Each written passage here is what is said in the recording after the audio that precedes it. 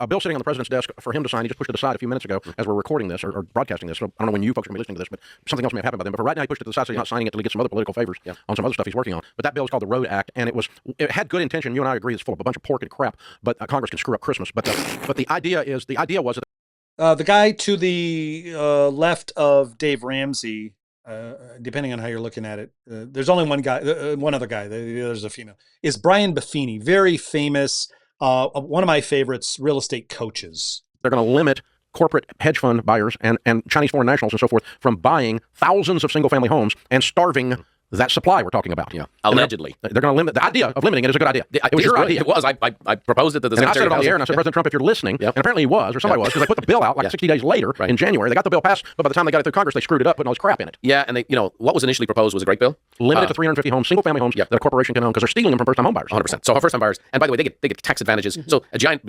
multi-billion-dollar company gets all of these tax advantages that a single family that's eating spaghetti, saving their money can't. And so that was the intent. Now it's gotten politicized, and all of a sudden it's like, well, we're concerned about access to capital and things like that. And it said BlackRock. Yes, because I also got a giant contribution to my campaign, right? And so so they gave $10 million, and Mary can give $10. So look, it is the deal. It's brutal. One thing we could do is, if you really did do it, and this bill really doesn't, if you really did limit the number of the Chinese buying 5,000 houses in Memphis, Tennessee, or BlackRock doing the same thing and taking them off the market. That's thing one. Thing two, you've suggested, and I like this even more, is to get the market moving. Just do away with capital gains tax completely on.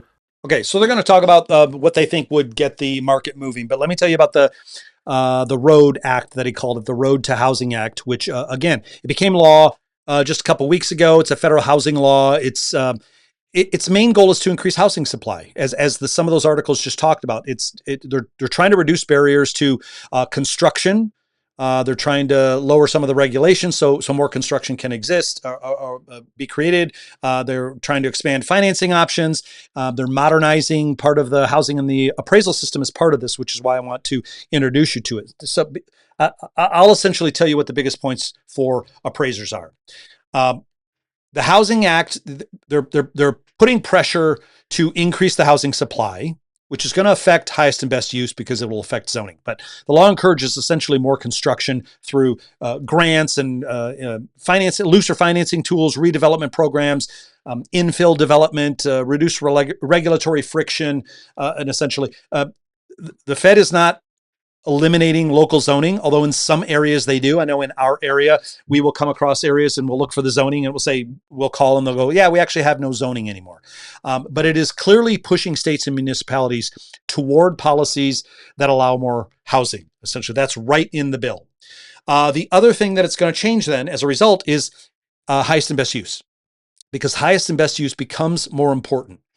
As communities allow greater density, and this is going on in my town right now. They're having these community meetings and trying to get signatures for a whole bunch of stuff. They're trying to change the density. They're trying to change the setback rules, which is going to change all this commercial property. So we have some little road street 2 minutes from me over here that has our favorite pizza place and some other stores.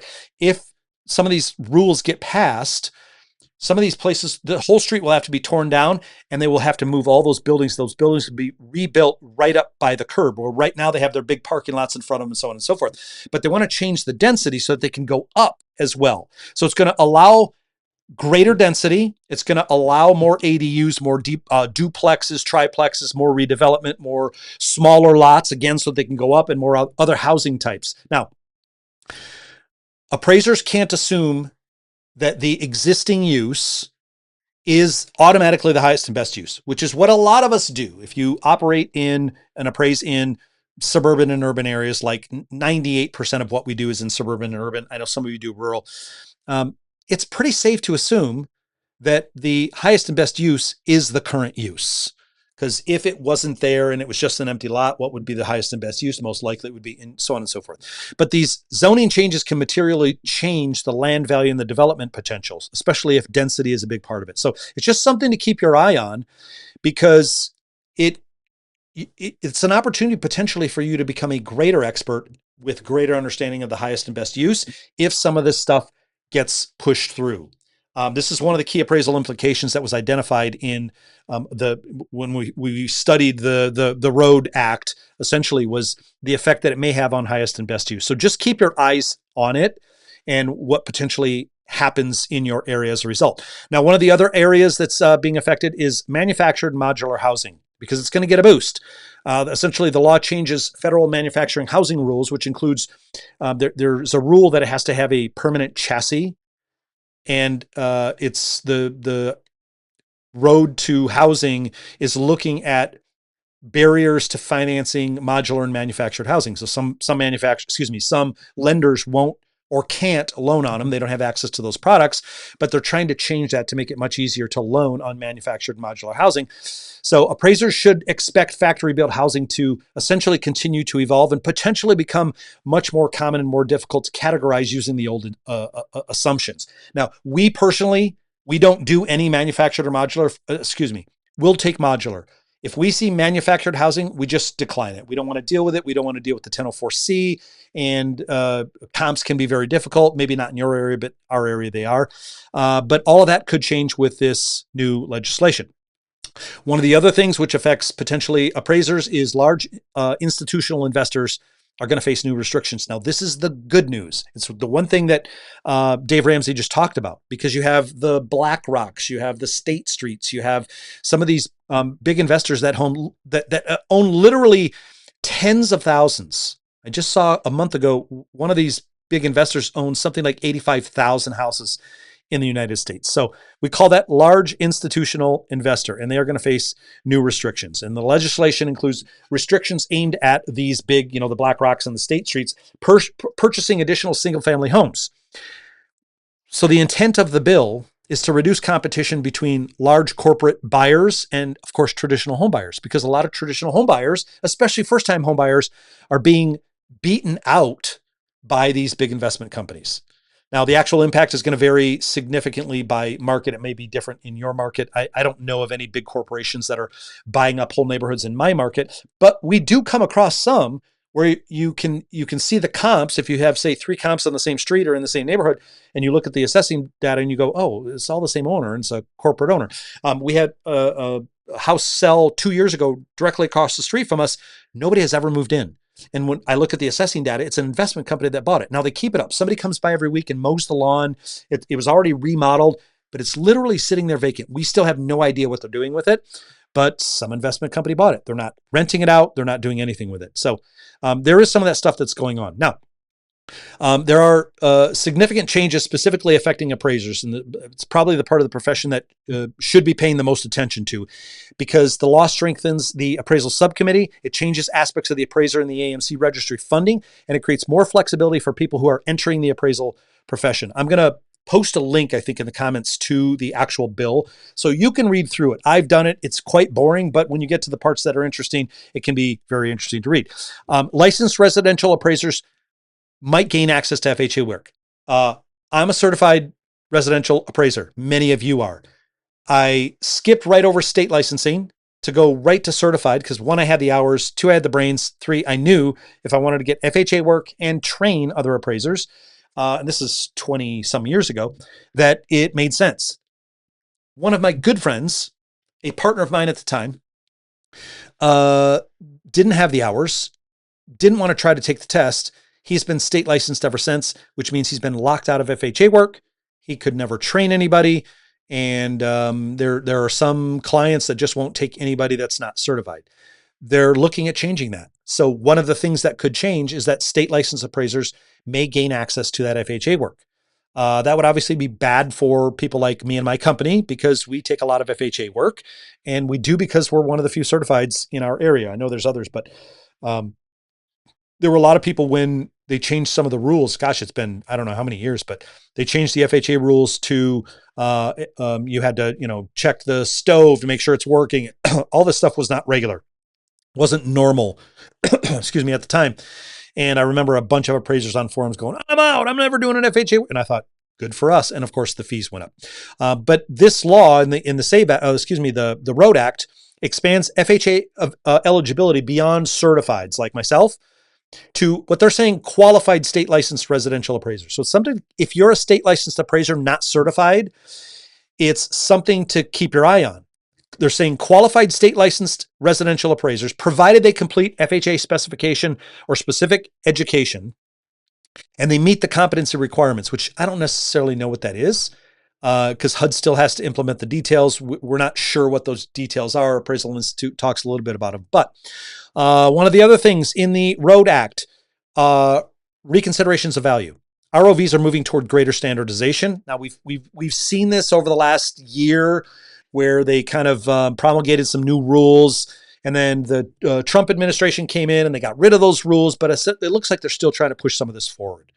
Federal agencies are directed to establish essentially more consistent procedures for ROVs, which should eventually mean clear rules regarding how the borrower can challenge the appraisal and what information can and must be submitted and how appraisers have to respond. But as I've said before, and I've said it a bunch of times, when this was all going down, appraisers were like, "Oh my gosh, they're making this law." No, it's always been a rule. The only thing that really changed initially, before the Trump administration got rid of it, one of the rules was lenders had to notify borrowers now at the beginning of the process and in writing that an ROV was potentially one of the tools they had available to them. And then they had to notify them again at the end of the loan process, or after the appraisal came in. Oh, by the way, you could submit an ROV if you don't agree with the appraisal. Did that lead to some additional reconsiderations of value? Yeah, probably not for us, but it did, I know, probably somewhere. But if anything, it made it better for appraisers, because it made it more of a streamlined process. They also said you can only do it once, where before you might have experienced, sometimes lenders would submit multiple ROVs. Oh, you don't like those comps? Well, let's try these comps. And so I think the rules at the time basically said, you can only do this once. So the new rules are basically kind of talking about what has to be submitted, what can be submitted, and then how the appraisers have to and can respond. So I wouldn't see it as all bad. Second appraisals will also get more formalized rules. Regulators are directed to develop standards governing when second appraisals can be ordered. And it matters because there's always been tension between what we'll call legitimate QC or quality control and simple value shopping. It's where a lender doesn't like this appraiser's value, and then can we get a second appraisal? Every time I teach a class, some agent always asks me, "Blaine, what can I do in the case of?" And it usually, the way they describe it is usually it's a case of they tried to submit an ROV, they didn't agree with the appraisal for very good, legitimate reasons. And the appraiser just said, "Yeah, sorry, screw you. We're not looking at your comps, and the value is the value." And then they say, "What's our alternative?" And the only thing I can say to them is go with a different lender, see if your lender can order a second appraisal. But a lot of lenders say, "No, sorry, we're not allowed to." So the new Road Act, the new law, potentially could change that and make it easier for lenders to order second appraisals. Okay, something else. Congress wants to study a public appraisal database. The Government Accountability Office, Accountability Office is they're directing a study whether publicly accessible appraisal database would be feasible. Now, I don't like the sound of this, but they're going to look into it. It hasn't been created yet, but if it does eventually happen, it could affect, and maybe dramatically so, appraisal data. It could affect transparency and research and privacy, and possibly even how appraisers obtain comp information, because they're talking about a big nationwide database. Now, I don't know. Nobody knows what it means because it's not out there yet. But it could potentially mean every appraisal you do ends up in this database and it's publicly searchable. So my takeaway for you from a coaching standpoint, I would not obsess over the politics of the legislation. As I say all the time, I'm apolitical. I don't care what side you're on. They all suck to me. So forget the politics of all of this. Pay attention more to the direction things are going. Housing policy is moving toward more supply, more density, more alternative forms of housing, more alternative forms of lending, easier development, greater appraisal transparency, more standardized appraisal review processes, more standardized ROV process, and of course, more people entering the profession. We saw it with PREA. PREA is still a thing. And they are likely going to try to lower the standards for people to become appraisers. And I can't necessarily say that's a bad thing. It's been great for us because we're protectionist to some degree. We benefit by having fewer appraisers come into the profession, but it's not good for the profession. It's not good. It's like if you controlled the means of production of food and you'd say, well, it's good for me because I have all the food and I can say who eats and who doesn't, but it's not good for everybody else who wants to eat. And so there are lots of markets where more appraisers are needed. more good appraisers, I should say. And so, and we also know that 3.6 is going to probably push a lot of appraisers out of the profession. 2, just aging out. There are going to be a lot of appraisers who either prematurely, they're close and they go, 3.6, I'm out, or they're just getting to that age where they're going to retire. So some of that is in this new Road Act. And of course, talked about SWOT analysis earlier. The O and the T is opportunities and threats. And this new legislation creates both opportunities and threats. The appraiser who simply measures the house and pulls 3 sales, is becoming easier to commoditize. I've been saying it for a long time. If that's all you do, that's easy to duplicate. The computer, the machine, the AI, somebody else can do that, and they probably don't need to pay you what they're paying you. The appraiser, though, who understands their market, they understand people. Listen to the podcast coming out this week because I'm talking about this thing. The title is essentially what is not going to change amongst all the things that are changing. But appraisers who understand how to communicate like a human, appraisers who understand zoning, they understand highest and best use, development potential, ADUs, land economics, alternative housing, alternative financing, market reaction, which we should all understand. And of course, complex valuation, whether it's waterfront, high-end homes, luxury homes, things like that. Excuse me. They become more valuable. Quite simply, especially when you fit that in with the discussion about AI. Those appraisers become more valuable. And it's probably the biggest lesson that I would hammer home is as real estate becomes more complicated, your opportunity is to become more knowledgeable, not more efficient at filling out forms. Use the AI to become more efficient. Remember, I've been saying all through this video, learn what AI is good at and good for and what it's not good at and not good for them. If it's not good for, if it's good at doing the rote work, if it's good at doing the basics and writing emails and even finding data, remember 10-80-10. You still got to use the 10% to figure out what's working, what's not. Is it right? We're using AI a lot with our private appraisals, and we have it examine all the comps and write a lot of commentary. We still have to now take extra time that you wouldn't have taken before because you would have written all of that commentary. But now the AI is writing it. We have to still go through and then vet it against the comps. And is it right? And sometimes it's not right. But essentially, as things become more complex, your opportunity is to become more human. It's to become more knowledgeable, not more efficient at filling out a stupid form. Hope that makes sense to you, my friends. Hope these updates help you in making decisions. That's why we bring them to you. And I'll see you on the next one.